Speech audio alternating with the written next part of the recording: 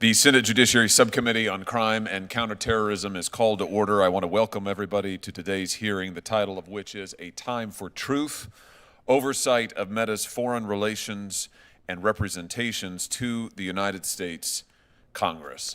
Let me just say as we begin, this is a hearing that Facebook has tried desperately to prevent.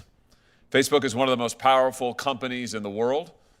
It is one of the most powerful companies in the history of the world, and they have stopped at absolutely nothing to prevent today's testimony or to try to prevent it. Our witness today is a whistleblower, but a longtime executive at Facebook. She worked directly with Mark Zuckerberg and Sheryl Sanders and the Facebook brass. She was a part of the Facebook brass, and they have gone scorched earth to prevent her from telling what she knows. They've sued her. They have sought a gag order against her. They have begged courts to take her book off of the shelves. They tried to get it stopped from being printed in the first place. They have threatened her, get this, with $50,000 in punitive damages every time she mentions Facebook in public. $50,000 every time she mentions Facebook in public, even if the statements that she is making are true. And even as we sit here today, Facebook is attempting her total and complete financial ruin. They are attempting to destroy her personally. They are attempting to destroy her reputation. And I think the question is why? Why is it that Facebook is so desperate to prevent this witness from telling what she knows? What is it that they are so afraid of? Well, we're going to find out today.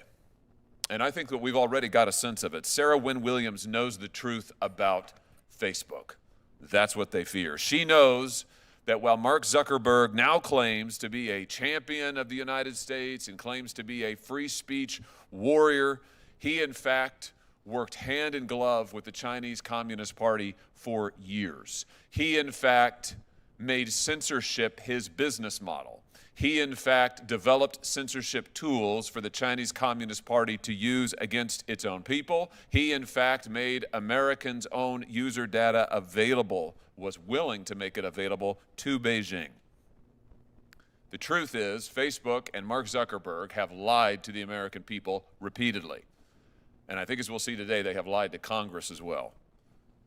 It's time for this to stop. That's why this committee has launched a full-scale investigation into the potential illegal behavior of Facebook. Today's hearing is one step in that investigation. Ms. Wynne Williams' testimony is absolutely essential to that investigation. That's why we invited her to be here today, and it is why she accepted. Facebook does not want you to hear what she has to say. I dare say China probably doesn't want you to hear what she has to say, but we are going to get the truth, and we're going to get the truth starting now. I'm delighted to have with me the ranking member, both for the subcommittee and for the full Judiciary Committee, Senator Durbin, and I'll turn it over to him. Thanks, Chairman Hawley, for holding this hearing. Thank you, Ms. Wynne Williams, for agreeing to testify, particularly under these circumstances. You join other whistleblowers, including Francis Haugen and Arturo Bejar, who have bravely come before Congress to detail how Meta, aka Facebook, one of the biggest companies in the world, consistently chooses profits and growth over people and safety. Meta chooses to target vulnerable teenagers to drive engagement and increase ad spending, knowing the risk it poses to teen mental health. Meta chooses to feed its users inflammatory content to drive engagement and increase ad spending, knowing the harm it can cause. Meta chooses to put human rights concerns aside if it means access to more users, more growth, more dollars. During the time frame that Ms. Wynne Williams documents in her book, I was pressing Facebook on its potential cooperation with the Chinese government. I was chair in this room of the Human Rights and Law Subcommittee, working with a staunch Republican conservative, the late Tom Coburn. We held hearings on the human rights implications of big tech operating in countries with repressive governments and sent interrogatories to Facebook on the issue. The company flatly declined to appear, claiming they had nothing to say on the issue. Here's what I said in the hearing room at the time, quote, "We asked Facebook to testify and they said, we have no business operations in China and for that matter, in most of the countries of the world, end quote. In retrospect, these comments from Facebook were disingenuous at best. In one chapter, Ms. Wynne Williams describes a board meeting where the company discussed ways to head off regulation and change the narrative surrounding Facebook. She writes that the board, quote, gets into conversation about what other companies or industries have navigated with similar challenges, where they have to change a narrative that says they're a danger to society, extracting large profits, pushing all the negative externalities onto society and not giving back. Guess what model they chose? Big tobacco. That analogy is apt. Like big tobacco decades ago, big tech tells us their products do no harm. Like big tobacco, big tech tells us they can be trusted. And like big tobacco, they fight to prevent any regulation that might make them pay for the cost that their products impose on society. We have seen it time and time again in Congress. Any effort to regulate big tech is met with millions of dollars in ad campaigns, lobbying, and other opposition. But Congress has fought this battle before, and we have won. Almost 40 years ago, I was a member of the House of Representatives. I introduced legislation to ban smoking on airplanes. The tobacco industry fought it tooth and nail. Once that smoking ban went into effect, it wasn't long before smoking was banned in restaurants and public places. That one little law finally turned the tide against smoking in America, and it ultimately saved millions of lives.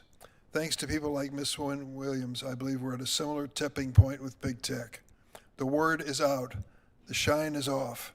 We can all see the harm big tech has caused, from enabling the spread of CSAM and harming teen mental health to facilitating repression in places like China and Myanmar. Last Congress, the Senate Judiciary Committee, which I chaired, unanimously, and that's a big deal on this committee, reported 5 bills to regulate big tech and require online platforms to protect kids. This is no easy feat in these polarized times. One of these bills was Stop CSAM, which I introduced with Chairman Hawley, and we're reintroducing it very soon. We'll do what it takes to get this bill to the president's desk so he can sign it. But we can't stop here. As Ms. Wynne Williams makes clear in her books, companies like Meta won't do the right thing unless they're compelled to do it. That's why I will also join with Chairman Hawley, Senator Graham, and others to introduce a bill to sunset Section 230 of the Communications Decency Act.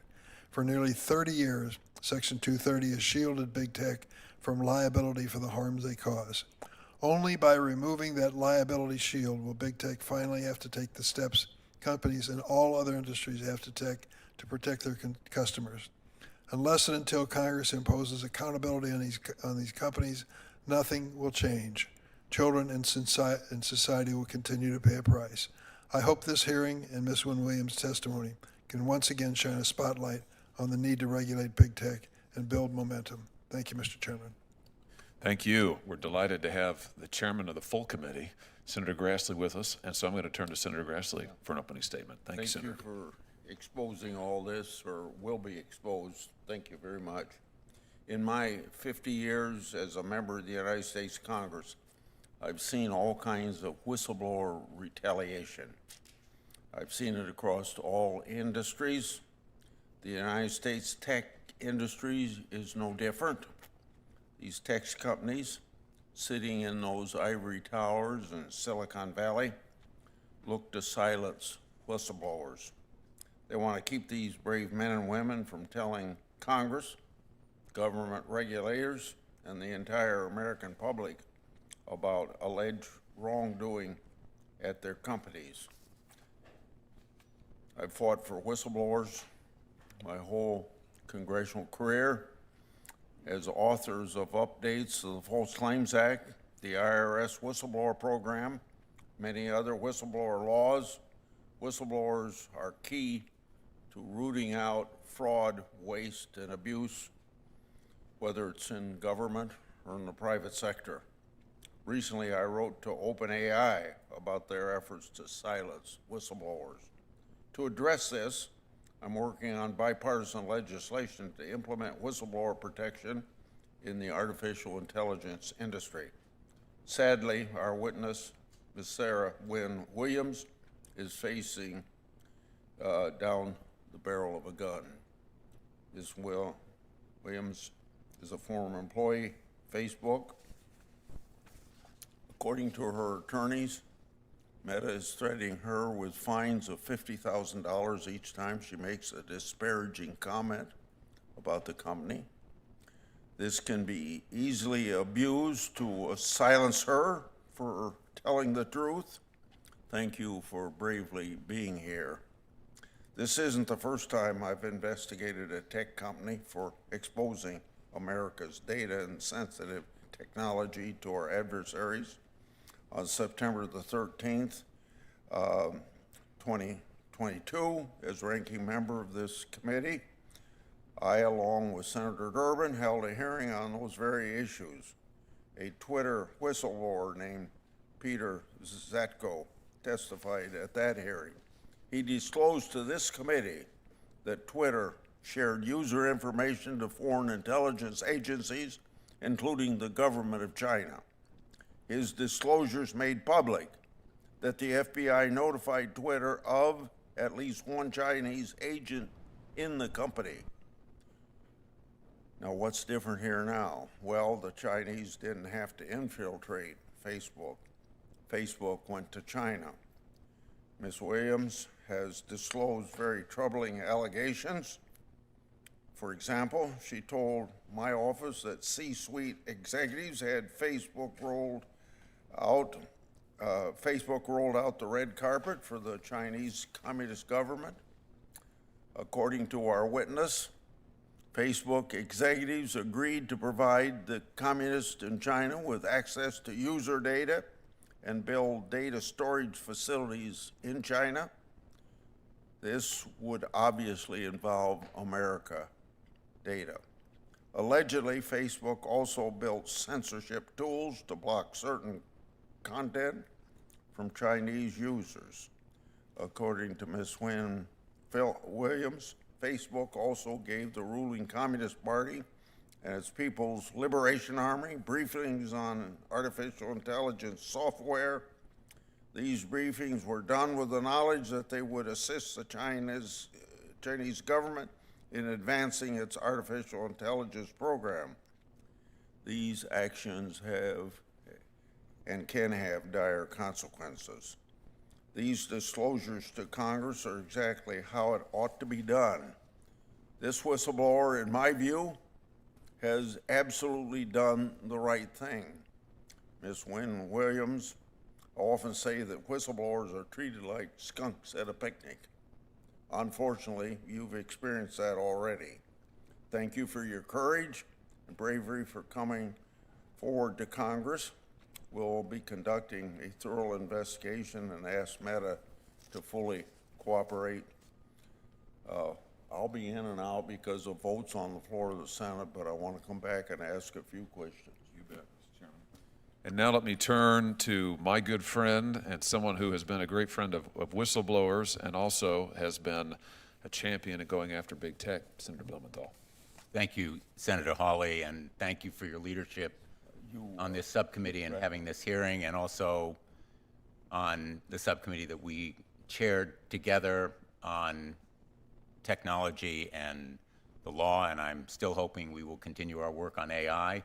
But your experience as a former law enforcement official, as Attorney General of your state, as I was of mine, gives you a solid backing and interest, and I think it reflects the importance of this subcommittee's work, that both the chairman and the ranking member of the full committee are here, and that we have a bipartisan group determined to get the truth. And let me just say right at the start, I just so tremendously admire your courage, Ms. Wynne Williams, in standing up to Meta, a gigantic economic and political force, and to China that would like to see you silenced as well and is cheering from the sidelines, or maybe not even from the sidelines, what Meta is doing. And what it is doing is absolutely despicable. It is disgusting and the height of hypocrisy for a supposed free speech champion, Mark Zuckerberg and Meta, to use a campaign of threats and intimidation to try to silence you, but it is part of a pattern. Meta is trying to buy and even bribe and pander its way out of any accountability. It has donated $1 million to Trump's inaugural fund. It started ripping up its policies on hate speech and letting fraud and abuse run rampant on its platforms.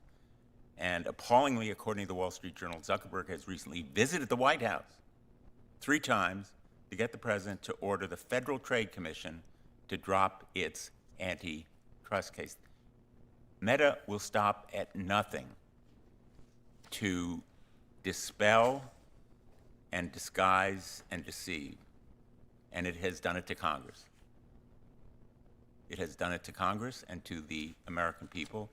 Meta lied about the generational harm it was doing to young people, suicide, eating disorders, and depression. In fact, as we know from another brave whistleblower who came to the Commerce Committee, one document provided to us showed that it was part of the Facebook, Meta, business model to, in effect, addict kids to toxic content and destroy their lives. One document you provided to us shows that Facebook's advertising division was developing tools to target teens that were insecure and depressed. It was literally attempting to profit from the pain of young people. When it was caught lying about these harms, Senator Blackburn and I introduced the Kids Online Safety Act, KOSA, a bill that passed the Senate on a 91-3 vote. We're hoping it will pass again, and this time pass the House. The American people ought to be asking, has Facebook done anything to clean up its act?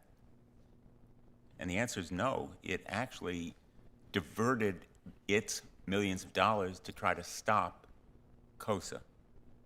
And it spent millions of dollars in lobbying to argue that antitrust and AI regulations harm national security. And unfortunately, all of this deception and pandering and buying and you might even say bribing has been effective so far. But the American people are going to be pretty outraged that Mark Zuckerberg sold out America to China,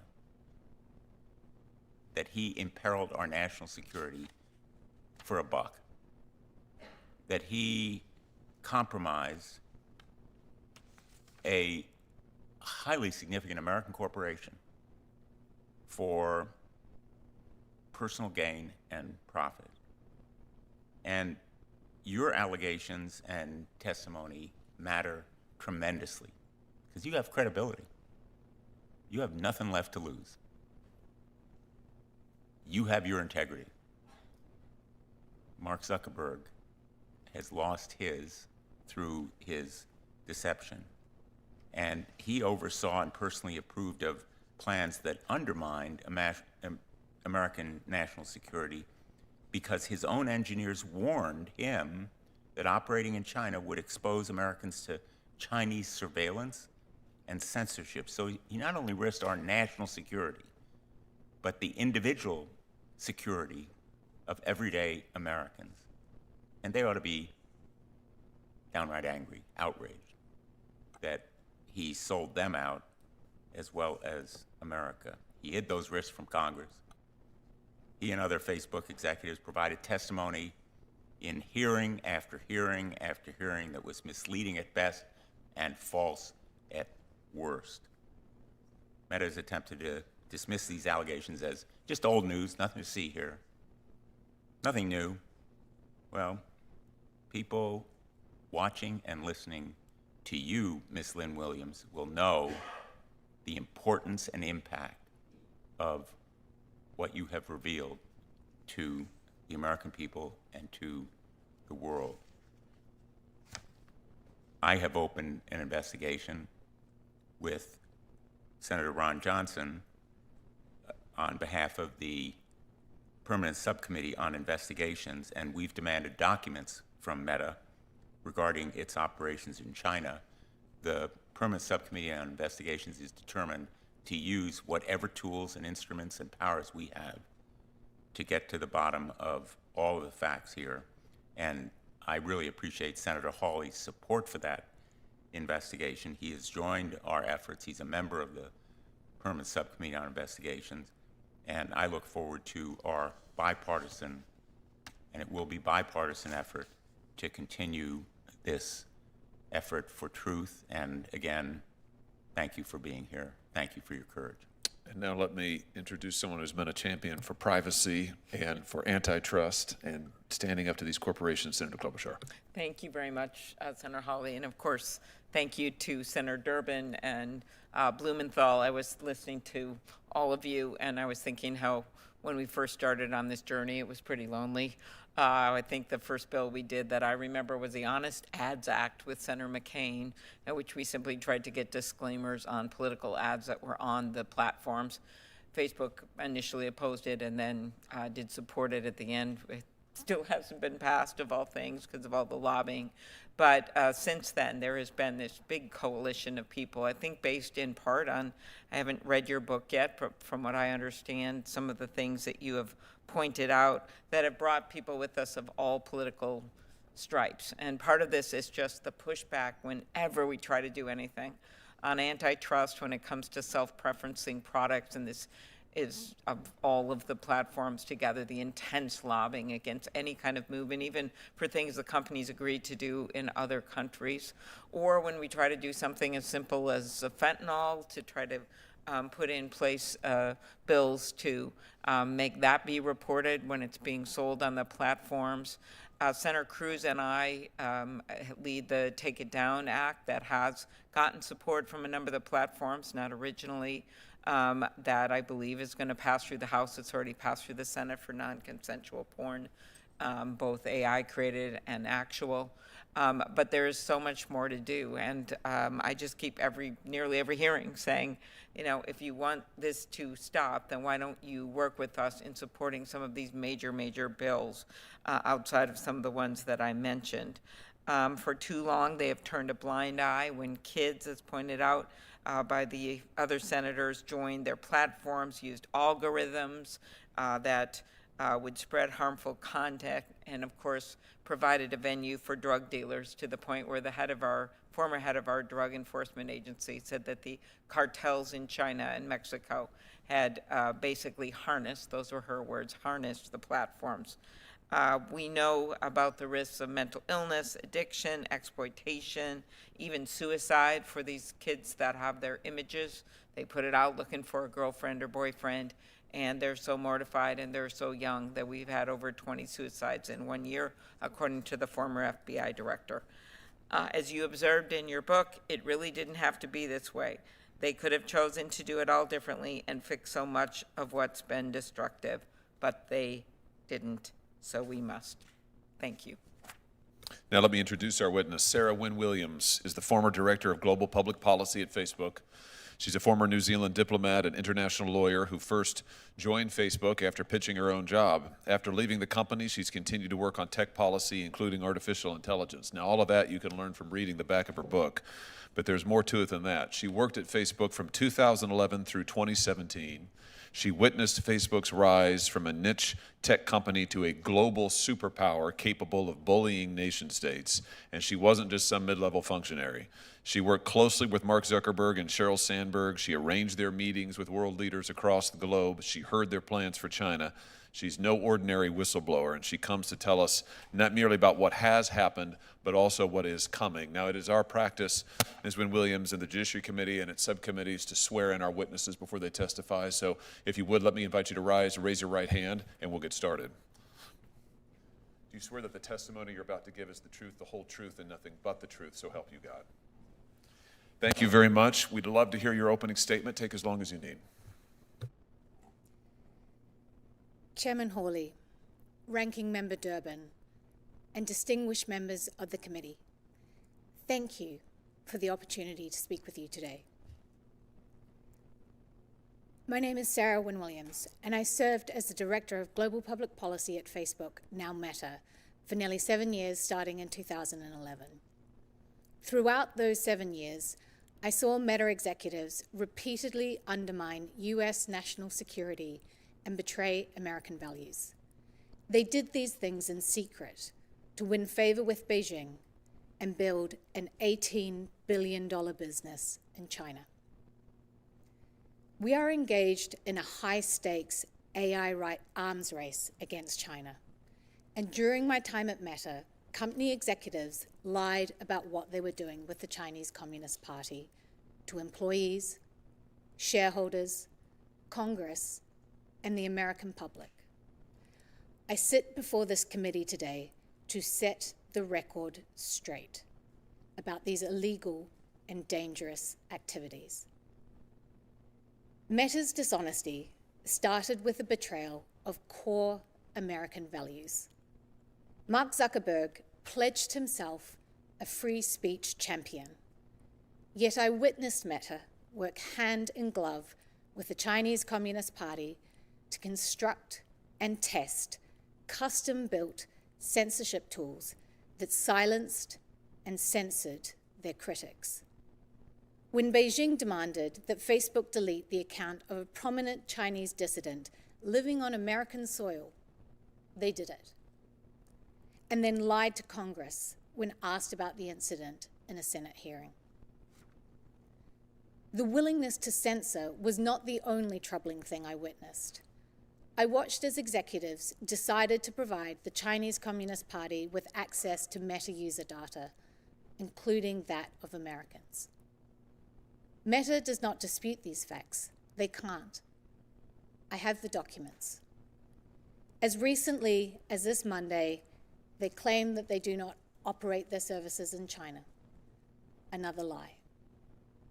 In fact, they began offering products and services in China as early as 2014. That hasn't stopped.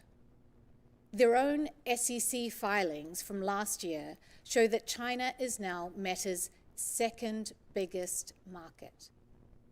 Meanwhile, Meta's AI model, Llama, has contributed significantly to Chinese advances in AI technologies like DeepSeek.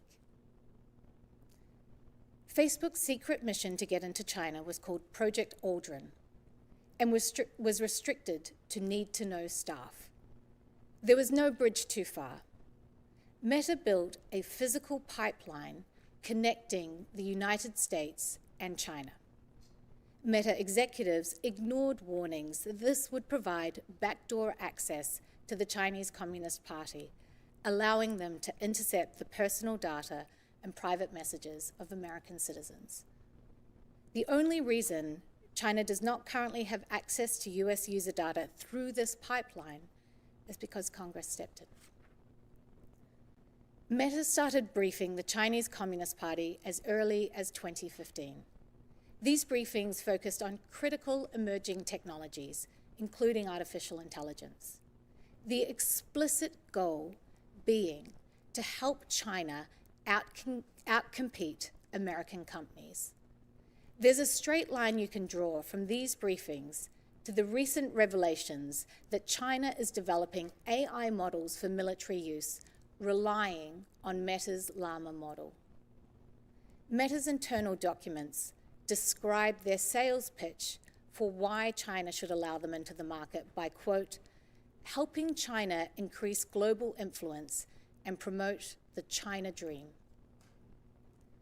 The truth about what has gone on in China matters. I filed a shareholder resolution asking Meta's board to investigate its activity in China, and I filed whistleblower complaints with the SEC and the DOJ. The measure of how important these truths are is directly proportionate to the ferocity of Meta's efforts to censor and intimidate me. I relied on their commitment given in 2018 that they would waive their rights to pursue forced arbitration. Despite that public commitment, they've brought a case against me for hundreds of millions of dollars. Now, they have a legal gag order that silences me, even as Meta and their proxies spread lies about me. This order is so expansive that it prohibits me from speaking with members of Congress. The gag order was sought by a company whose CEO claims to be a champion of free speech. The American people deserve to know the truth. Meta has been willing to compromise its values, sacrifice the security of its users, and undermine American interests to build its China business. It's been happening for years, covered up by lies, and continues to this day. I am here at considerable personal risk because you have the power and the authority to hold them accountable. Thank you. Thank you, Ms. Wynne-Williams. We're going to have 8-minute rounds of questioning, and I will start. Let me just start with something that you referenced, Ms. Wynne-Williams, a moment ago. Facebook Meta issued a statement again last night saying that they don't do business in China. Now, is that true? Facebook Meta is not doing business in China? Is that accurate? That is not accurate, Chairman Hawley. Facebook has a $18.3 billion business in China. And to give just one example, in 2014, it launched Oculus in China with a strategy of playing dumb. And Oculus has continued to grow as a significant part of their business. In fact, they have, since 2014, 2015, they have launched multiple apps in China, often without, well, always without seeking authorization from this government, not informing their shareholders, not informing Congress, not informing the public. And now they have employees in China. Is that accurate? They have a partnership with Tencent in China. Is that accurate? Their Oculus VR business is in China. Is that accurate? So tell me this, why has Facebook Meta been so obsessed, if I can use that word, with breaking into the Chinese market? What is this all about? It is incredibly valuable for Meta. Monetarily. Absolutely. So we're talking about profit at the end of the day. We are absolutely talking about profit. Profit and power. Let's talk about what Meta has been willing to do for profit and power. You said just a moment ago that Meta's dishonesty started with the betrayal of core American values, and you mentioned that Mark Zuckerberg has pledged himself as a free speech champion. I notice he talks a lot now in the American media about free speech. I notice he talks a lot when he goes to the White House about free speech and how Facebook won't censor and Facebook will protect the rights of all. Have you ever known Mark Zuckerberg to censor on behalf of China? Yes, Chairman Hawley. Let's talk about a few specific instances. In 2017, the Chinese dissident Guo Wengyi suddenly had his Facebook profile shut down. Now, Facebook at first said that this was a temporary glitch. Was that true to your knowledge? No, Senator Hawley. In fact, Facebook shut down this dissident's page. This dissident, as you pointed out a moment ago, was living on American soil at the time. Facebook shut down that page based on pressure from the Chinese Communist Party. Is that accurate? That's accurate. Let's just take a look here at the documents. Here's some meeting notes taken shortly after a conversation with a Mr. Chow, who's a Communist Chinese Party member, a government official. Here, Mr. Chow asks Facebook, it says to Facebook, that they want Mr. Guo's Facebook page dealt with. The notes say that Chow wants Facebook in China, but there are others who don't, so we Facebook need to take measures and do more in such situations to demonstrate we can address mutual interests.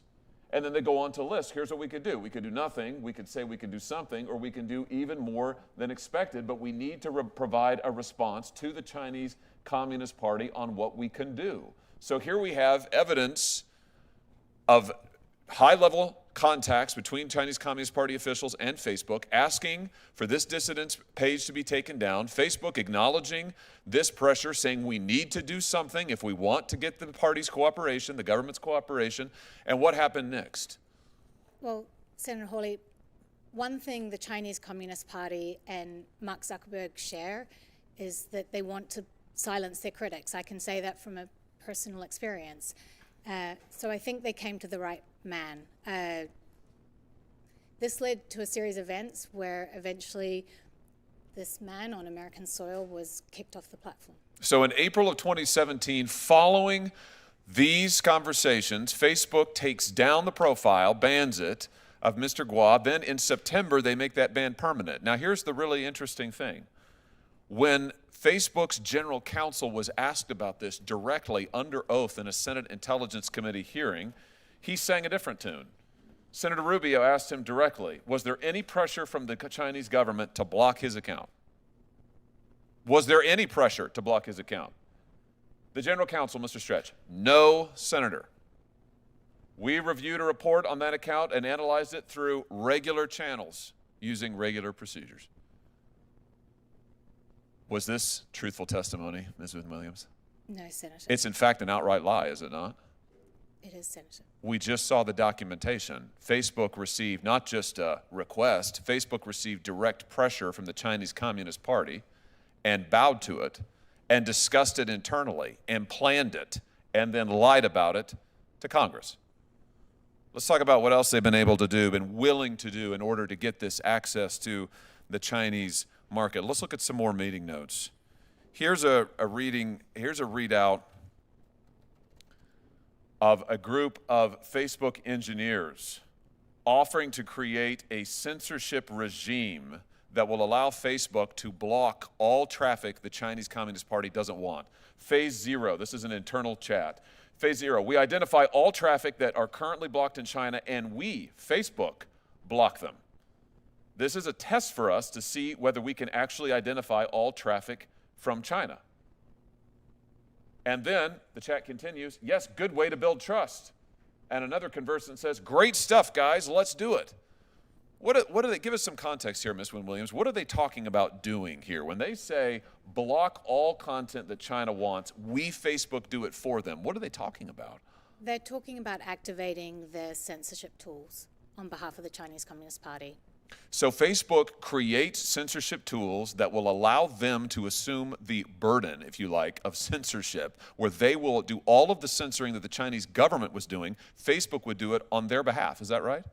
That's my understanding, sir. And here you have Facebook employees celebrating it. Good way to build trust. They mean build trust with the Communist Chinese Party, right? Correct, Senator. And great stuff, guys, let's do it. Meaning they greenlit this and went forward to see if they could make it happen. Is that accurate?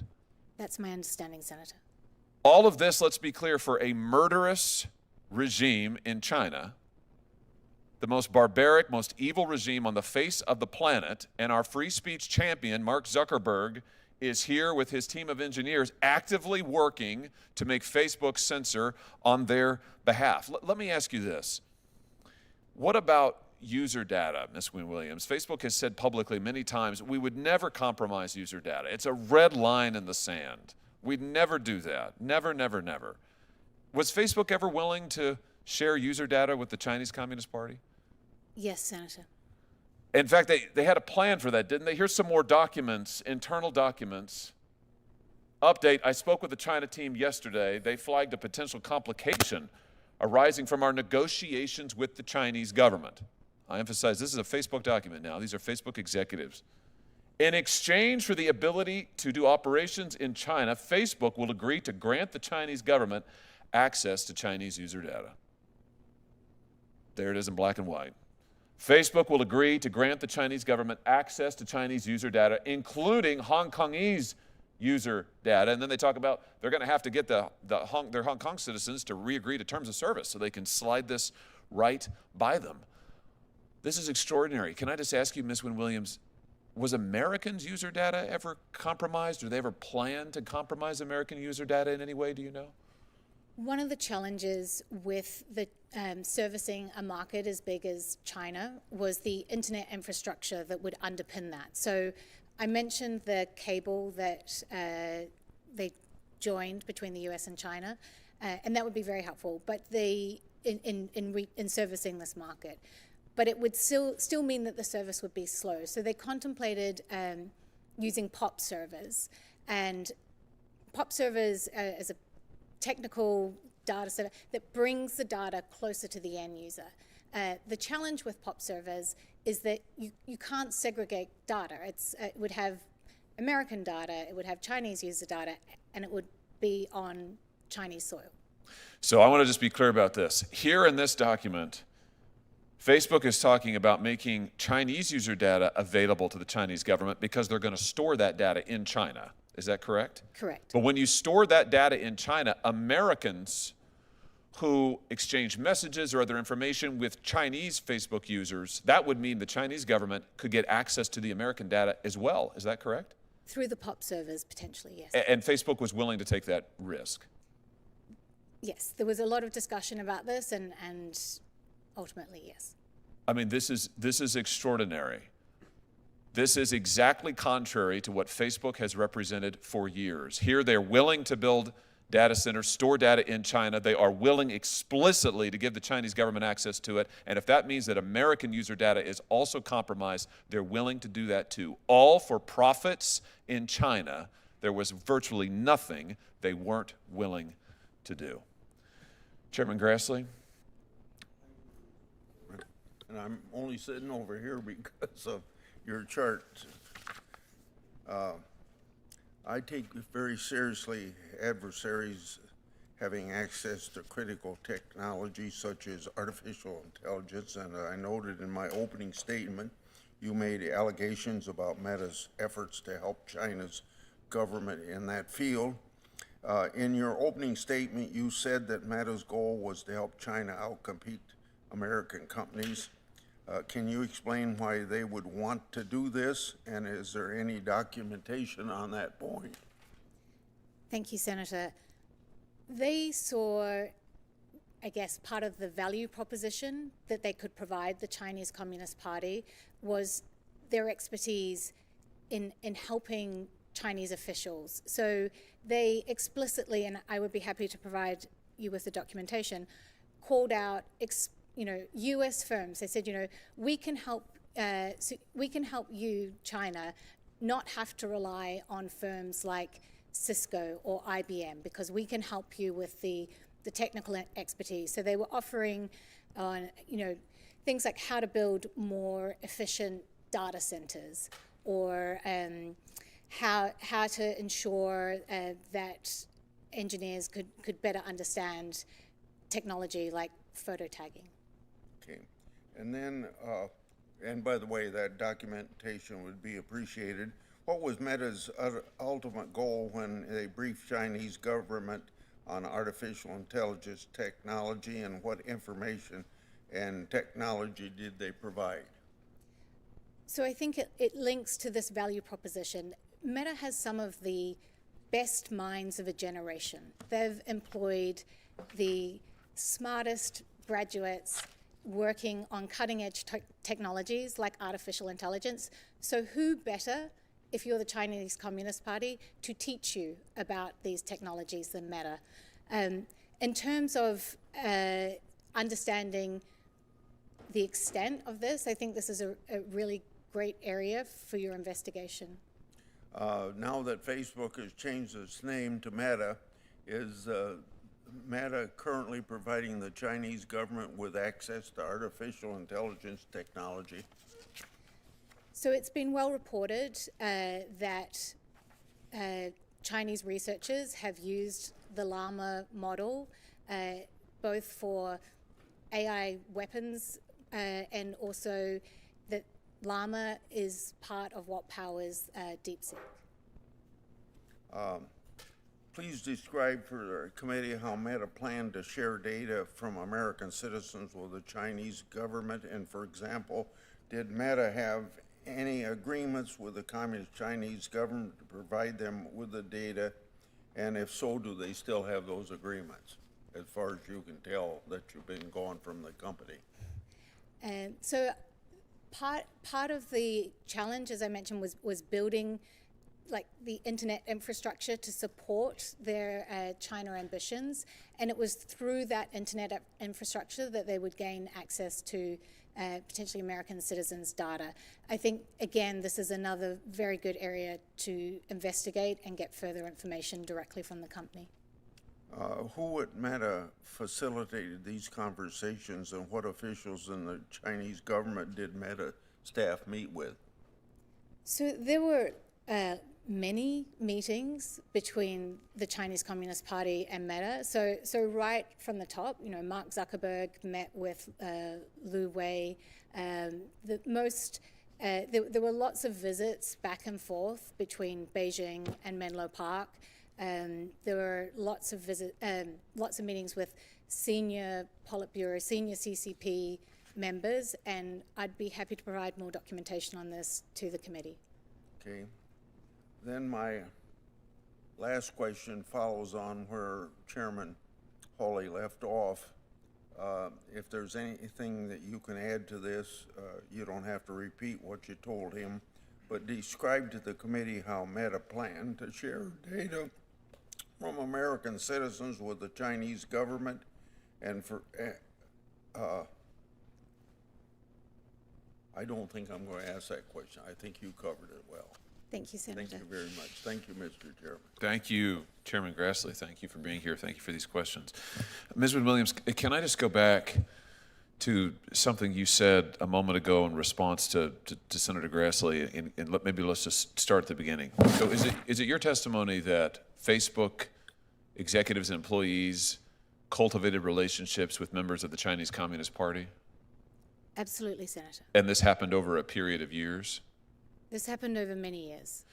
And did members of the Facebook executive team or other employees at Facebook, Meta, ever brief members of the Chinese Communist Party? Yes, Senator, regularly. Exchanged information with them? Yes, Senator. What are some of the topics that they covered in these briefings? I mean, it's incredibly broad. So you had meetings at the top executive level, so Mark and Cheryl, and you had meetings, all the way down to, regular engineers who would be providing briefings on cutting edge technology like facial recognition, which is obviously very helpful to the Chinese Communist Party. Facebook Live, as I mentioned, photo tagging, internet infrastructure, so how to build effective data centers. Facebook has a project called the Open Compute Project, which has 5 Chinese companies as a member of it. So it was at every level on every aspect of the many different technologies that Facebook has. You testified a moment ago that one of the things that part of their value proposition to China was that they would help them, Facebook that is, would help China outcompete other American businesses. Can you just say more about that? I mean, that seems like an extraordinary thing to me. Here you have an American company going to our chief foreign adversary, on whom we currently have tariffs of like 10 billion%, and saying, hey, we'd love to help you. We would love to help you beat all of these other American companies. That's extraordinary. I mean, what can you tell us about that? I'd be happy to provide the documentation. I mean, literally the documents in which they were writing this were called our value proposition to be put before the CCP. So was information related to artificial intelligence part of these briefings? I know you said that there were some sort of informal discussions, but did Facebook actually brief members of the CCP on artificial intelligence, to your knowledge? Yes, Senator. And again, was that a once-off, or was this a regular thing? Senator, I think this is a great area of investigation for your committee. So why would, you were at Facebook a long time, why would Facebook want to help China with artificial intelligence? I mean, what's the strategy there, do you think? What do you divine the intent to have been? I think there are lots. So I think we've talked about the general focus of the company of wanting to help China.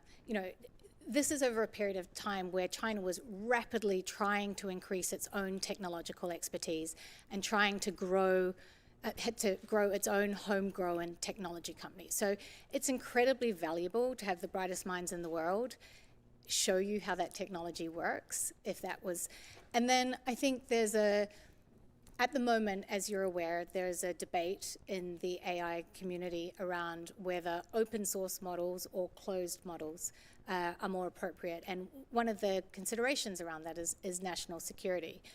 But it's not clear at this moment whether open source models or closed models will ultimately prevail. And there's a lot of money on the line. In some ways, you could say, it's helpful if you want open source to prevail to have a strong threat from a Chinese model so that you can say it's really important that America wins this and we are the American open source option. And I think you can see the way that strategically plays out. So what you're saying is Facebook's AI model, Llama, I think it's called, that's an open source model, is that right? Correct. And I think they just released Llama 4 or something just recently, the last few days. So that's an open source model. Many of the other American competitors, Sam Altman's company, for example, OpenAI, is a closed sourced model, closed source code. So Facebook has a fundamentally different take, an open source model. They're briefing the Chinese government, including CCP officials, on this model, on their information. And then we get the revelation of DeepSeek just a few months ago, China's sort of breakthrough on AI. Do you think that Llama had something to do with DeepSeek? Do you think that information sharing helped lead to DeepSeek? I think it's been widely reported that the DeepSeek model is in part based on Llama. And so just playing this out, if China's DeepSeek model, another open source model, I think, right, becomes the chief competitor to these other models in the United States, what you're saying is that it stands to reason, and this is something for us to look into certainly, but it stands to reason that in a way Facebook would benefit from that because you've got this threat in DeepSeek. Facebook is the only other really major American open source model out there. The others aren't built on that platform. So, Facebook's, their profile is raised, the significance of their model is raised, and maybe they become more important than ever. I mean, does that stand to reason? I think it's a winner-takes-all situation, and I think that would set up Meta in a very strong position. And as usual with Mark Zuckerberg and Meta, they intend to win and take all. Senator Blumenthal, if you're ready, I'll turn it over to you. Thanks very much, Mr. Chairman. In order to operate in China, the Communist Party requires American companies to register with authorities and host servers inside the country. And I think it's pretty well known that Chinese law requires that security services are allowed access to any data hosted within the country. Did any of Facebook's security team or its engineers raise concerns to management about Americans' private information being exposed to Chinese spying? Yes, Senator, they did. How did they do that?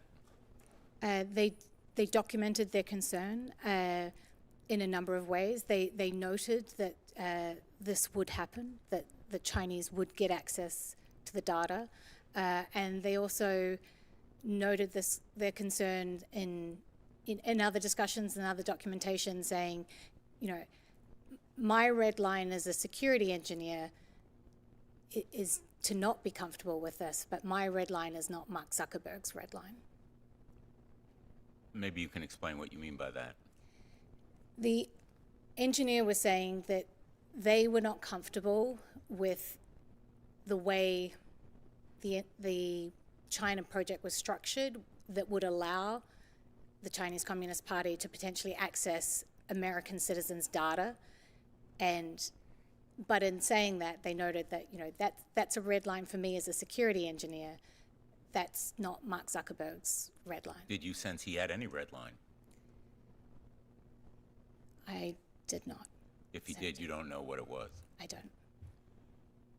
If you have more information related to these spying risks, would you be willing to share it with the committee? I would, Senator. And Mark Zuckerberg was knowledgeable about the planning, and do you know whether he was knowledgeable about the risks as well? My understanding is that the risk is the hardest part of the plan, so it's unthinkable that he was not aware of the risk. Nothing happened here without his approval and knowledge. This was a project unlike any other project I worked on during my time at Meta, in that it was so centrally led by Mark Zuckerberg, and he was so personally invested in this project. He learnt Mandarin. He traveled to China more than any other country. He had weekly Mandarin sessions with employees. It's hard to overstate how different this project was. to any other project I experienced in my many years at the company. So there would be no credibility to his denying that he knew about the risks, he knew about the concerns raised by his engineers and his China team, and he was intimately involved in not only the planning and the engineering, but also in taking those risks. Senator, he was traveling to Beijing. In the documents submitted to the subcommittee, Facebook appears to have been willing to provide the data of users in Hong Kong to the Chinese government at a time when pro-democracy protesters were opposing Beijing's crackdown. Is that impression correct? And how did Facebook treat Taiwan or Hong Kong? So that impression is correct. One of the more surprising things is that as part of the censorship tool that was developed, there were virality counters. So anytime a piece of content got over 10,000 views, that would automatically trigger it being reviewed by what they called the chief editor. What was particularly surprising is that the virality counters were not just installed, but activated in Hong Kong and also in Taiwan. Let me ask you, I raised in my remarks, and I know that a number of other colleagues did as well, the record of misrepresentation and deceit. One of our former colleagues, Senator Leahy, asked Mark Zuckerberg in 2018 whether Facebook would comply with Chinese censorship and surveillance demand. He even asked if Facebook had built censorship tools to enter the Chinese market, and Zuckerberg responded, I'm quoting, "Because Facebook has been blocked in China since 2009, we are not in a position to know exactly how the government would seek to apply its laws and regulations on content were we permitted to offer our service to Chinese users." Ms. Williams, was that accurate? That is not accurate. Hundreds of decisions had been made, and by 2018, they'd been in dialogue directly with the Chinese Communist Party for 4 years. The fact is, by 2018, Facebook built, it even turned on censorship and surveillance tools that it developed for Chinese security officials, correct? It developed, and those Chinese Communist Party officials tested the censorship tool and would give feedback and say, this needs to change, or we need this, or we need confidence that you can capture images and filter images we don't want seen. We talk a lot about 1984.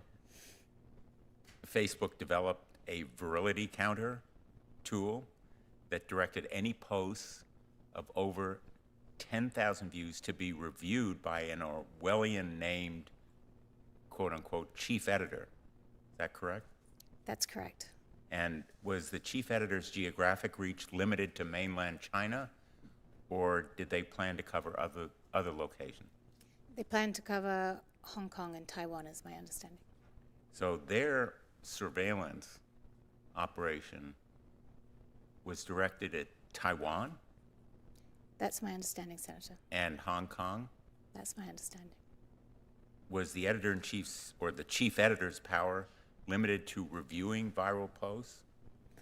Oh, no, it's extensive power. The chief editor would be able to turn off the entire service in specific regions, for example, Xinjiang, or would also be able to turn off or manage the service on significant anniversaries like the anniversary of Tiananmen Square. So the chief editor, a creation of Facebook, was an Orwellian censor that applied to locations outside mainland China, to Taiwan and Hong Kong, to people not within the legal jurisdiction of China, but also obviously the Chinese themselves. And it was designed and implemented by Meta and Mark Zuckerberg, Correct, Senator. even though its very existence was denied before this committee in 2018. That's correct, Senator. Silicon Valley companies are famous, as you know, for their moonshot programs, such as Google X. In recent years, Mark Zuckerberg spent billions of dollars on the metaverse and AI. He even named or renamed the company as part of a pivot to focus on that technology. Did Facebook engage in any moonshot efforts in China? And were these efforts walled off or protected from the Communist Party? They did, Senator, and I'd be happy to follow up with the committee on this point.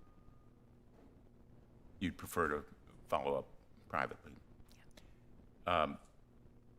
Just one last question. I'm interested in how much of a national champion Meta actually is for the United States. Did Facebook share information about its facial recognition, artificial intelligence models, and other sensitive technologies to Chinese security officials? In other words, did it share that significant technology regarding facial recognition and other surveillance methods? Look, the greatest trick Mark Zuckerberg ever pulled was wrapping the American flag around himself and calling himself a patriot and saying he didn't offer services in China while he spent the last decade building an $18 billion business there. And he wrapped the flag around himself even as he disclosed sensitive technologies that enabled the Chinese to gain the upper hand on surveilling its citizens, but also the upper hand in engaging with us. And he continues to wrap the flag around himself as we move into the next era of artificial intelligence. Thank you, Mr. Chairman. Thank you, Senator. Senator Blackburn. Thank you, Mr. Chairman. I am delighted that we are having this hearing today. I thank you for this. And Ms. Wynne Williams, I want to thank you for stepping forward and for speaking. Senator Blumenthal and I last year brought forward the Kids Online Safety Act, and this is a piece of legislation we have worked on for years. It came through the Senate on a 91-3 vote. It failed in the House. As you would imagine, Meta spent millions of dollars lobbying against us and against the legislation, while at the same time they were claiming how much they cared for children and how they wanted to take care of children. And of course, one of the problems, as we have heard these heartbreaking stories from parents of trying to reach out to Meta, no response, of the cyberbullying that was taking place, the pleas from principals and child psychiatrists to do something, and yet they would not do it. And I noted in your book that you talked about Meta targeting children with ads based on their emotional state. And if you want to talk about something that is cruel, I'm a mom and a grandmom. And to kick a kid when they're down, that in essence is what it is kicking them while they're down. That is completely disgusting. And I find it so interesting that Mark Zuckerberg has said he's turned over a new leaf. My response to that was, leaves change color with the seasons of the year. And I am curious as to whether this is a season for him or if it is something that is truly going to be making a difference. And I think he should explain to us. He's been before this committee before, where he truly is. Now, one of the things we found out from other whistleblowers, and you mentioned in your lie, in your book that Meta's statement denying it engaged in targeting children was a flat-out lie, and the company had refused to audit these activities. We've heard that from other whistleblowers, that they were doing research and they knew what was happening, but they were so given to the dollar and having children as the product that themselves, children were addicted, but also Facebook and their leadership team had become addicted to the power that they held and to the money that they were making. But talk to me a little bit about your experience with Meta and how they would choose to cover up or deny that they were harming kids. Thank you, Senator. One example is that Facebook was targeting 13 to 17-year-olds. It could identify when they were feeling worthless or helpless or like a failure. And they would take that information and share it with advertisers.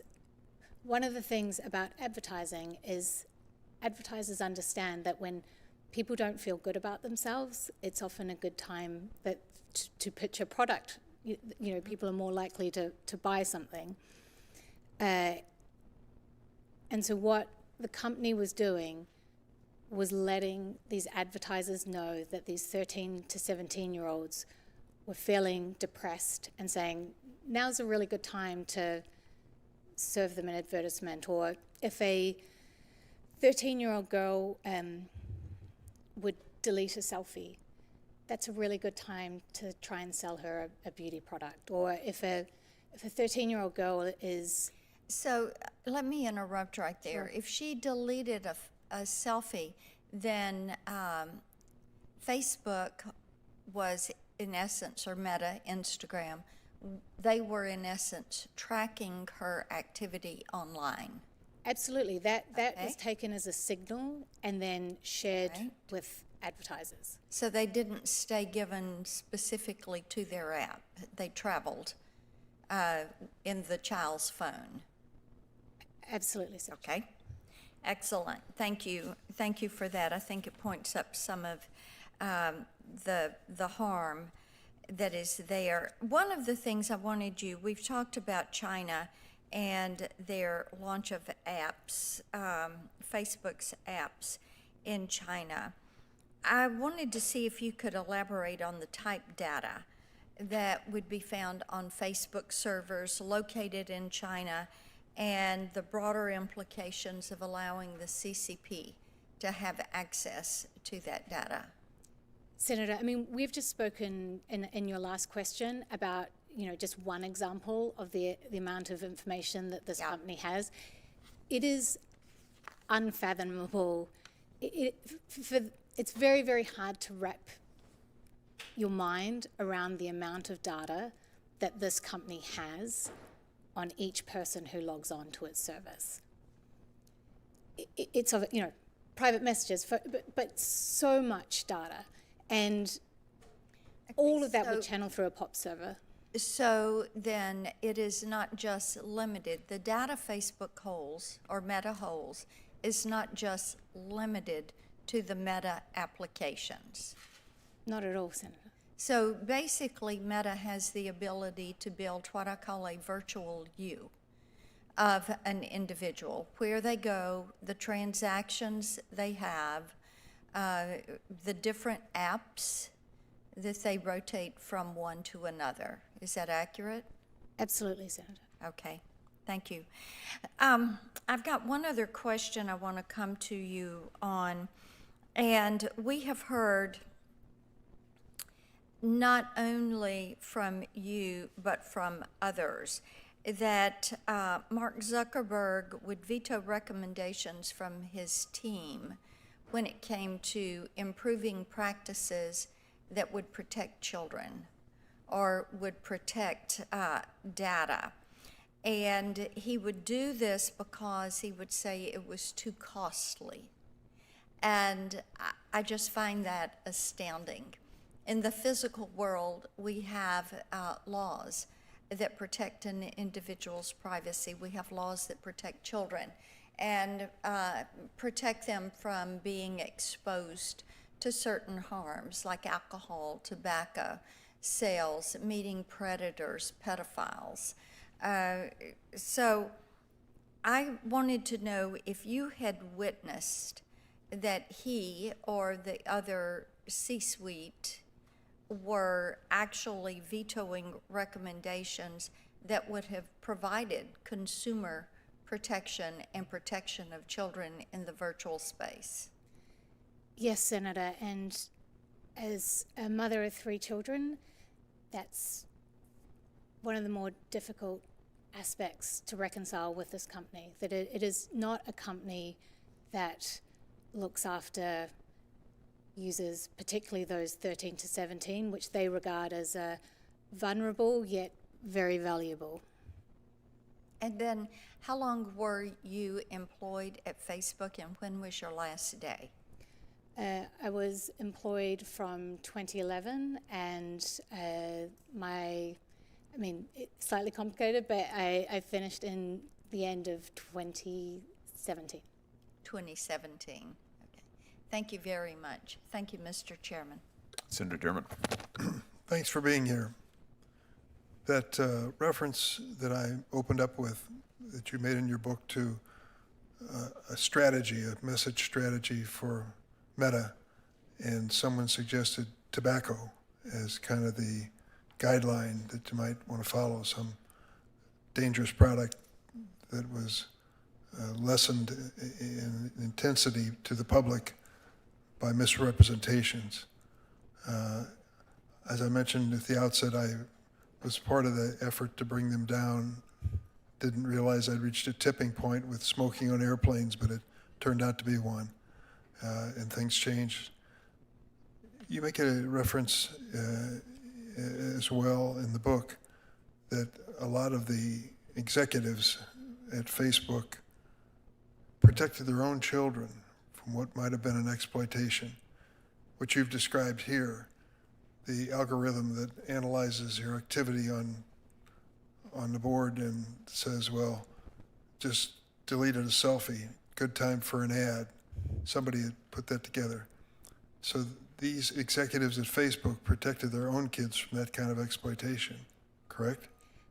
Senator, that was one of the things that shocked me when I moved to Silicon Valley, is that it's a place full of, wooden Montessori toys, and, executives would always speak about how they have screen bans in the house, or, I would say, oh, has your teen used the new product we're about to launch? And they're like, my teenager's not allowed on Facebook. I don't have my teenager on Instagram. Like, these executives, they know the harm that this product does. They don't allow their own teenagers to use the products that Meta develops. I mean, the hypocrisy is at every level. So I wanted to just tell you a follow-up to that story. Eventually, the children of tobacco executives became my greatest fans and supporters. And they would basically shame their parents by saying that, the kids at school are saying this, or I just heard something, or I read something. Dad, tell me that you aren't part of that tobacco conspiracy to keep the truth from the American people. They became a force, a moral force in the conversation. It'd just be speculation, but I hope that that is the case here as well. I hope you're right, Senator. I read these things, and so I want to ask you a question that is more generic, but I'm just curious as to the decision process at the highest levels. When there is a decision being made about what you're going to turn over, what Facebook, Meta, is going to turn over to the Chinese, all their demands that you said the company denied to so many other countries, but for China, they made an exception. When the decision is being made about exposing American privacy material and data so that the Chinese would have access to it, Americans not knowing that. The security questions that you raised, the AI information is given to the Chinese that makes them, quote, more competitive, but also means that they have sources of information that could compromise the security of the United States. I mean, when you consider each one of these, they kind of grow in gravity and magnitude. Are these decisions being made strictly by Zuckerberg himself, or by boards, or by open discussion? How much sensitivity was there to the fact that the decisions were historic in nature and maybe even criminal? It's a really interesting question. I mean, you asked me in part about China. To give you just one example, at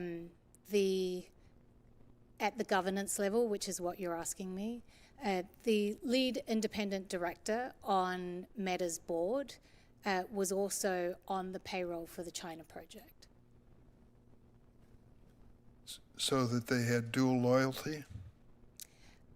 I think the question around accountability and governance of this company and of tech companies more generally, there needs to be a lot more accountability. I don't think the current governance structures. We spoke up, there were people, I regret to say that many of the people who spoke up are no longer at the company, but there are good people there, and there are people who have moral beliefs, and there certainly were, but that wasn't happening at the top of the company. That wasn't happening at the executive level, and what was striking was the absence of those types of discussions at the top of the company compared to what was happening with your average people who are working at the company.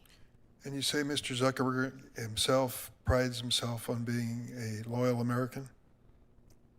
I think Mr. Zuckerberg would say he does, Yes.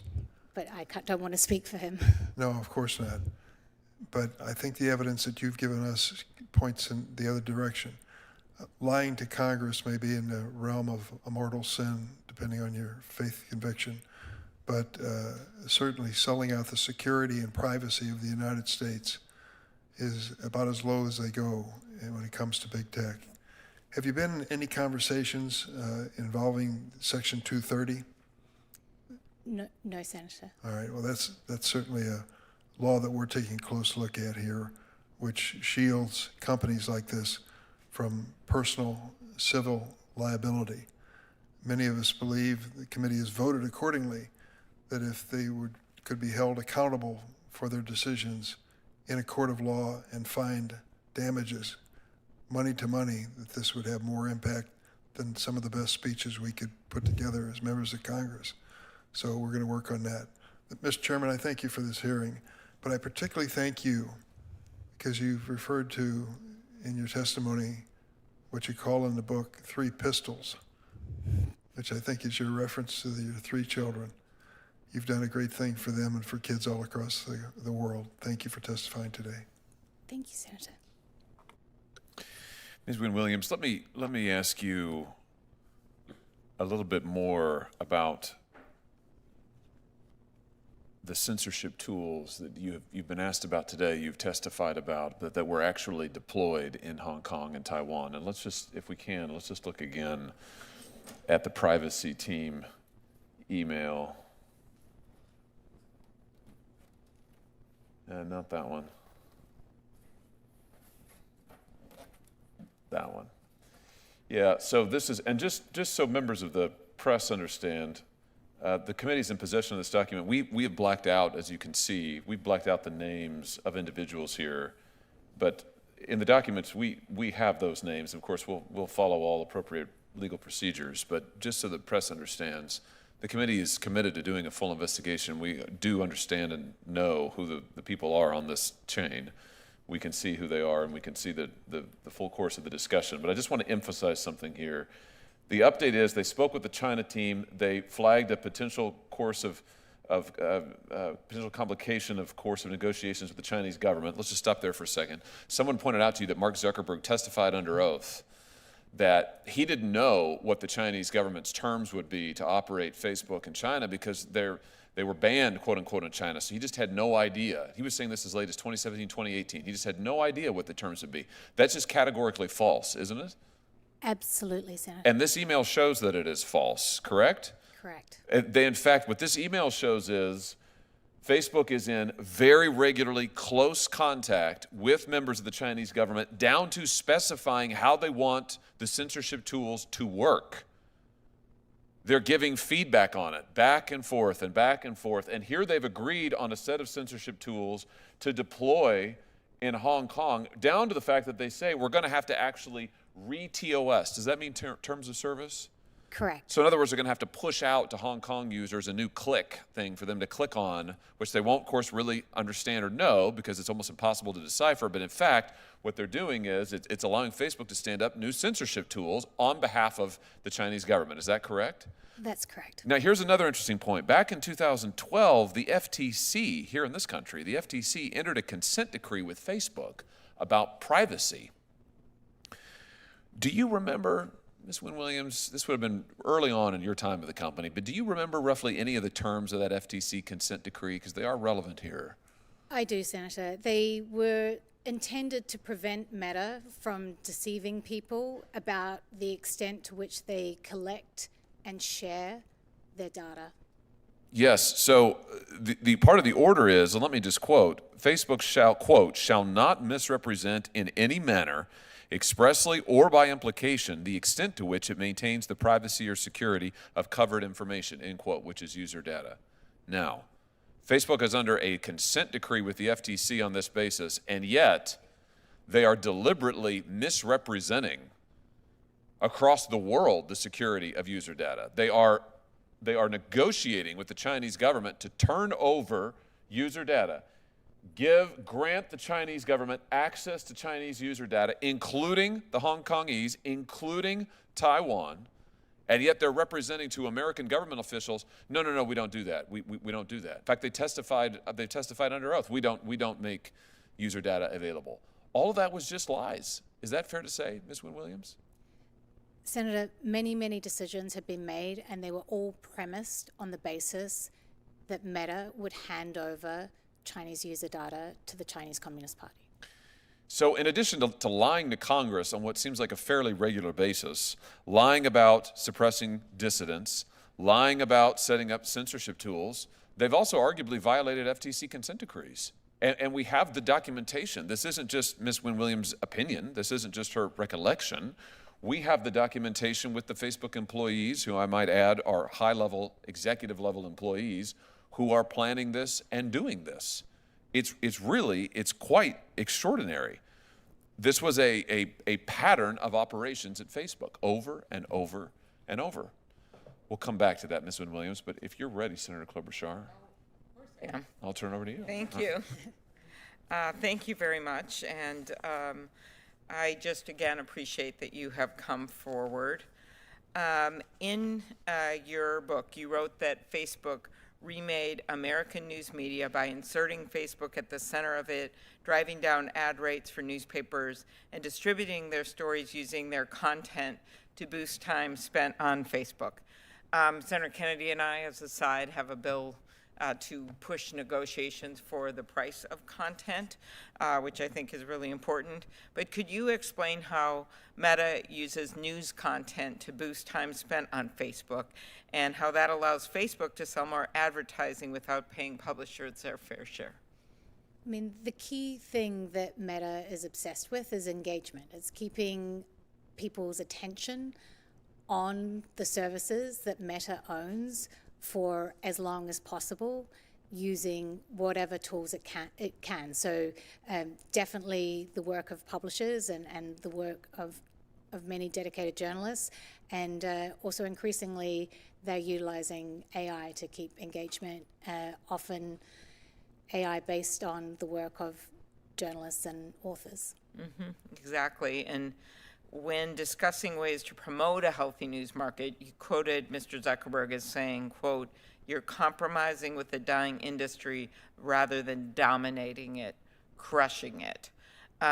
What do you see with your experience as a consequence of Facebook is allowed to dominate and crush an independent news media? I think every citizen has seen the consequences of these actions, and I think we're all the poorer for it. Mm-hmm. Thank you. when discussing the role that political ads play in Facebook's business, you observed that peddling outrage and stretching the truth were just part of the game, and that outrage is a lucrative business for Facebook. I care about this a lot, just being in this business of politics and how we know how negativity is awarded online, not just Facebook, in all of the algorithms in these companies, and it's actually completely changed the ecosystem that we work in. Can you elaborate more on how stoking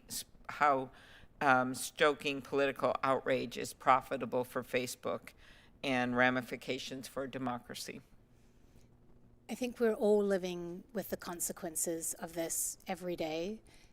As I said before, what this company wants is to dominate as much time and attention as it can of every, not just in this country, as many billions as they can. And what they've learned is that outrage is a really good way to do that, but it doesn't, whatever it takes to have people glued to these services in their power, in their thrall, they'll do it.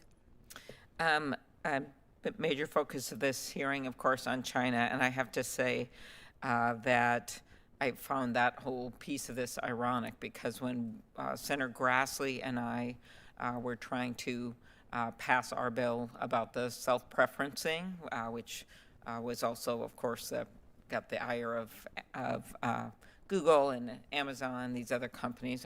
You remember that day well when we had the hearing, Senator Hawley, the markup on this bill. Well, one of the things that kept being thrown in my face and in those of others that work on this is China. You're actually going to destroy us, and then China will dominate.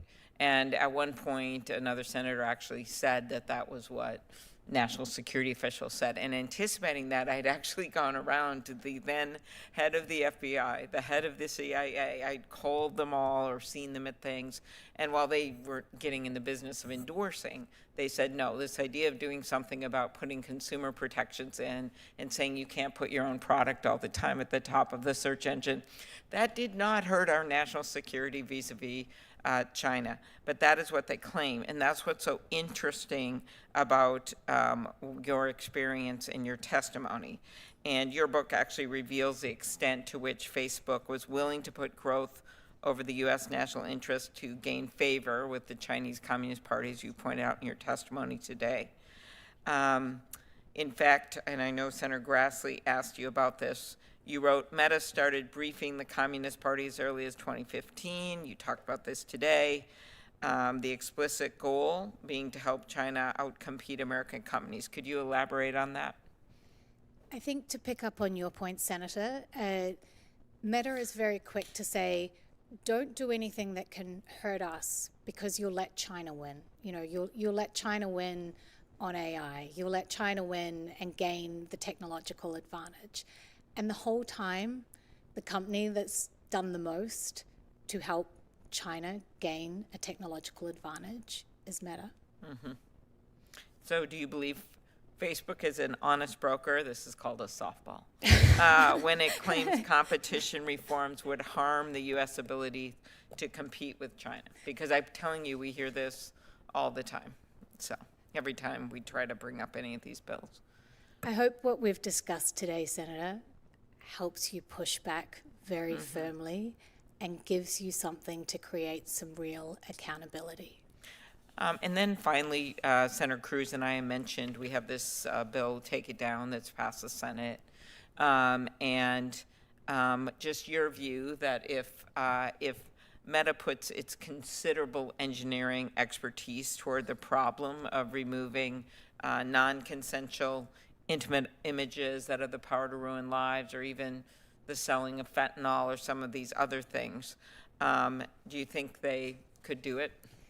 Senator, they've shown to the Chinese Communist Party that when they're motivated to get something, to remove something, they can be absolutely expert in it very fast. All right. Thank you very much. Thank you, Senator. Senator Blumenthal. Thank you. Thank you, Mr. Chairman. I would be interested in knowing, Ms. Wynne-Williams, when Meta first tried to silence you, when they first contacted you, what was said to you, and I assume it was in the nature of a threat and a warning of some kind. Yes, Senator.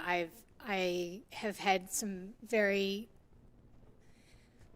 I'm trying to find the right word, aggressive threats from this company, and the last 4 weeks have been very difficult. Apart from the threats in a judicial setting, have there been others?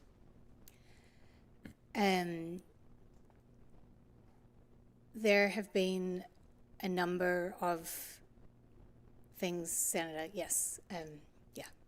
Would you prefer to tell us about that in private?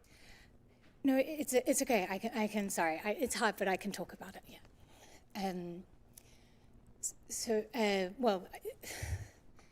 So Meta has said,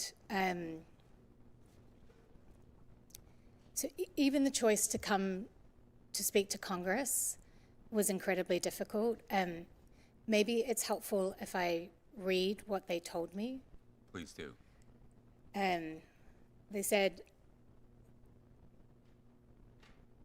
the purpose of, they said if the respondent, well, if me, if I were permitted to communicate with legislators, that's you, such actions would create an exception to non-disparagement, that it would eat the rule. In such circumstance, nothing would limit or prevent those legislators or their aides from parroting to the public any disparaging statements. And I just want to pause here because a disparaging statement is a true statement. So it's telling you the truth. Respondent is barred from disclosing. So they were very clear that even coming to speak to you about the truth and about the concerns of national security and protecting our children and sharing these truths with you, that would have not only $50,000 for each truthful statement, actual damages for breach of confidentiality, actual and punitive damages for fraud and other claims. So let me just be clear. In effect, they are warning you against what we might say publicly based on your comments to us, even though they might not hold you or bar you from coming here. They have said that is a potential consequence. That is the order they have secured. That, in effect, you'd be held responsible for what we might say as a result of your truthful testimony. Not just you, Senators, something your aide might say. I mean, they frame it as something your aide might parrot. In other words, what these folks in back of us might say, as well as what we might say. Even though it's factual and true. Even though it's factually true. In effect, I mean, now that you mention it, it creates pressure on us not to tell the truth to the American public, is the way I view it. It's, in a sense, threatening you and thereby putting pressure on us because we could have to worry about harming you as a result. Please don't worry about harming me. And when did they first contact you? I guess when they became aware of your book, or? Well, that's right. They put out public statements when they first became aware of the book. But they also effectively tried to, I mean, I don't know I'm learning very fast about the system of arbitration, which seems incredibly unjust. But they sought to game that. They said that they had notified me of an arbitration. They didn't. They have my email on file. They have have so many ways to contact me. I worked for them for a long time. Most of the senior executive have emailed me, but they chose not to notify me through that email address. So I was They not issued a public statement. So they correct. first went public and then contacted you. Well, they didn't contact me, but yes, Senator. And what did they do to start the arbitration process? They started it without me. They secured the order without me. Without any representation? That's correct, because I was not aware of it. They'd sent it to an email address from 2007. And my understanding is that you were regularly communicating with Meta, but they still used a defunct email address to serve the notice of the emergency arbitration. You were provided no notice of the proceeding, the appointment of an emergency arbitrator without your legal team knowing or having opportunity to object, and the initial hearing took place without anybody from your legal team participating. Yeah, I didn't know about it, so I couldn't participate in it. And once they had an emergency gag order in hand, they knew how to reach you, correct? Senator, I was, well, honestly, I was trying to get my toddler to eat some oatmeal, and the doorbell went, and it's a little embarrassing, but it was just after the book had published, so I thought it might have been someone delivering flowers. No, it was a gag order. So Meta's flowers were a gag order, and they knew where you were. They had no trouble reaching you with the emergency gag order. They didn't bother letting you know about the arbitration process or anything before they got what they wanted. They obviously knew where my home was the entire time. Well, Mr. Chairman, I think that this experience is kind of a textbook example of the kind of problems that we hear from our constituents relating to forced arbitration. I happen to be the lead sponsor in the Senate of the Forced Arbitration and Justice Repeal Act, known as the FAIR Act, which would end these kinds of abusive clauses that enabled them to do what they did with you, Ms. Wynne-Williams. Just so we're absolutely clear, they're trying to force you to pay them this $50,000 in liquidated damages for each so-called disparaging comment, true comments, which they regard as unfavorable to them, even when you tell the truth about their misconduct, correct? That's correct, Senator. Thank you. Thank you, Mr. Chairman. Thank you, Senator. Before we let you go, Ms. Wynne-Williams, just one other line of questions, if I could, just one other subject. You actually touched on it with Senator Blackburn. She was talking to you about the kind of research that Facebook has done and the kind of advertising that they're willing to sell. And to me, what's so interesting about this is we've seen, frankly, the moral bankruptcy of this company and its leadership when it comes to China. And we've seen them be willing to lie to Congress, lie to the American public. We've got the documents in black and white. We've seen them be willing to give away American user data. But they were also trying to find out a way to make a buck on Americans, teenagers, children in times of distress right here in the United States. And I just want to give you an opportunity to comment on this. Here's an internal Facebook chat where a Facebook policy director asks, is it really accurate that Facebook is doing research into young mothers and their emotional state? Is it your understanding that there's other research related to young mothers? Answer, yes. I looked at one list of research topics and saw one about young mothers and their emotional state. Coming down, the person says, I'm wondering about asking my apparently morally bankrupt colleagues if they are aware of any more.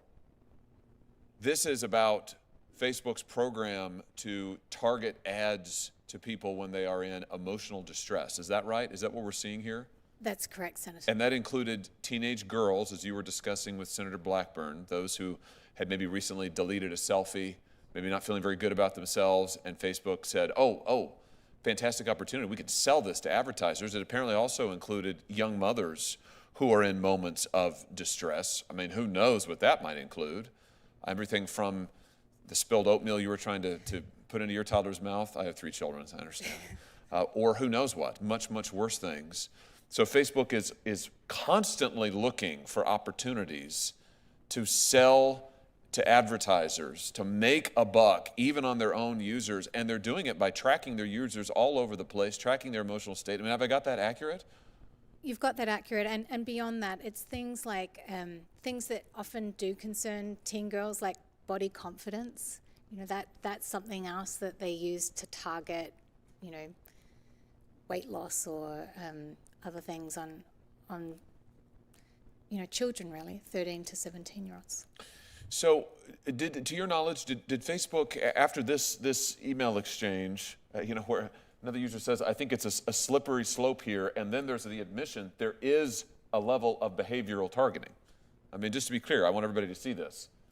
There is a level of behavioral targeting. I mean, these are Facebook executives. Again, this is a policy director in this chat acknowledging that this is what Facebook is doing. Did it stop? Did Facebook stop doing this? Not to my knowledge, Senator. Yeah, in fact, we know they didn't because other whistleblowers came forward to show that at Instagram, owned by Facebook, there was explicit targeting that goes on. There was explicit knowledge that the Instagram product was causing, in some cases, severe emotional distress, particularly to young girls. Facebook kept right on doing it anyway. Is that just because it made them a bunch of money? Senator, you know, as a mother of 3 children, it's very hard to say this, but yes, the you know, one of the discussions I had with one of the business leaders was like, we just don't need to do this. Like, as a company, you know, Meta's now $1 trillion company. It is not short of money. It doesn't need to do this. And what he explained to me is like, you know, we've got the most valuable segment of the population. You know, advertisers really want to reach 13 to 17-year-olds, and we have them. We should be trumpeting it from the rooftops. It's really just extraordinary. I think what we've seen here is the evidence that you presented, the evidence that we have in black and white is a company and leadership that is willing to do anything, work with America's chief competitor, work with our chief adversary, sell out other American businesses, sell out American user data, lie to Congress, lie to the public, anything in order to amass more power and make a buck. Can I just ask you, you know Mark Zuckerberg very well, you spent a lot of time with him. He's recently tried a reinvention in which he is now a great advocate of free speech after being an advocate of censorship in China and in this country for years, after suppressing the Hunter Biden laptop story, after working hand in glove with the Biden administration to suppress content on COVID, to suppress content on masks, to suppress content on election questions, on vaccines. All of that, now that's all wiped away. Now he's on Joe Rogan and says that he is Mr. Free Speech, he is Mr. MAGA, he's a whole new man, and his company they're a whole new company. Do you buy this latest reinvention of Mark Zuckerberg? Senator, there are 2 things. If he is such a fan of freedom of speech, why is he trying to silence me? And the other thing is that this is a man who wears many different costumes. When I was there, he, you know, wanted the president of China to name his first child. He was learning Mandarin. That was, you know, he was censoring to his heart's content. Now his new costume is MMA fighting or whatever, you know, free speech. We don't know what the next costume's going to be, but it'll be something different. It's whatever gets him closest to power. If he were here, is there anything you'd like to say to him? Senator, I have a lot of questions for Mark Zuckerberg, but he has proven time and time again that you cannot believe his answers. He's lied to members of Congress, he's lied to his employees, and he's lied to Americans. And that's why I'm asking this committee to hold him accountable. Well, we're going to do that. And I just have to say, I don't trust his latest reinvention at all. He sat where you have sat in front of this committee multiple times in my short time in the Senate. Every time it's a different answer. Every time it's a different facade. But every time, the one consistent through line is every time it's something misleading. Every time it's something other than the truth. Every time it's about Mark Zuckerberg, not the American people. It's about Mark Zuckerberg, not what's good for this country, not what's good for his users, not what is the truth. And I, for one, am very tired of it. So I have a message to Mark Zuckerberg as well, which is that it's time for you to tell the truth. You should come to this committee and take an oath and sit where Ms. Wynne Williams is sitting now and answer this evidence. Stop trying to silence her. Stop trying to gag her. Stop trying to hide behind your lawyers and millions of dollars in legal fees you're trying to impose on her. Stop threatening other whistleblowers. Come to this committee, take the oath, sit there, let us question you, and give the American people the truth. We will be waiting for you. Senator, anything further? Well said, Mr. Chairman. I associate myself with your remarks, and what I would say to him is stop silencing Ms. Wynne Williams, for starters. And I go along with you that he ought to come here and tell the truth. I just want to clarify that the statement on speaking to Congress was from the arbitrator. Is that right? The arbitrator that Meta saw. The arbitrator that Meta obtained, and the gag order is still in effect. That's right, Senator. This may be the last time I'm allowed to speak. Well, it's not going to be the last time you're allowed to speak if we have anything to do with it. What I would say to Mark Zuckerberg is stop gagging Ms. Wynne Williams. Let her speak the truth, and you come here and tell us your version of the truth if you have the guts to do it. Thanks, Mr. Chairman. I can promise you, Ms. Wynne Williams, that this will not be the end. This is just the beginning. We are going to get the truth, and you have done a great service to the American people by telling the truth here today. Thank you for being willing to do it. With that, this committee is adjourned.